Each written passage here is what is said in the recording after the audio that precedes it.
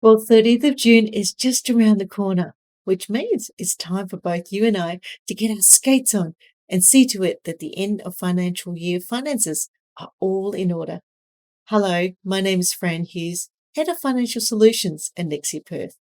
Today's video is a fourth of a five-part series to help you thrive and revive in this COVID environment. You may recall in the second video of part of this series, we mapped out the steps on how to access your superannuation as part of the Early Access Government Economic Scheme. Now, Treasury estimated that 1.6 million Australians would access their super early. However, current figures show that 2 million have applied and received funds with an average payout of $7,500. Now, perhaps you are one of the 2 million that withdrew funds in the first tranche and now find yourself back on your feet, what with the economy starting to pick up all over again. If so, here are my top 3 tips to rebuild your superannuation balance and optimize any benefits before 30th of June. So tip number 1, consider putting back $1,000 of that unused funds into your super and treat it as a personal contribution.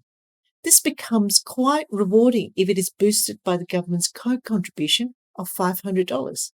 That is, for your $1,000 contribution into super, the government will top it up with an additional $500. I'd say that's a pretty decent return on investment, don't you? So, to be eligible, you must be under the age of 71, earn less than $38,564 in this current financial year, and with a super balance less than 1.6. So on to tip 2. Salary sacrifice a lump sum into super. Maybe you were lucky enough to receive a bonus this financial year, or even a windfall of some kind.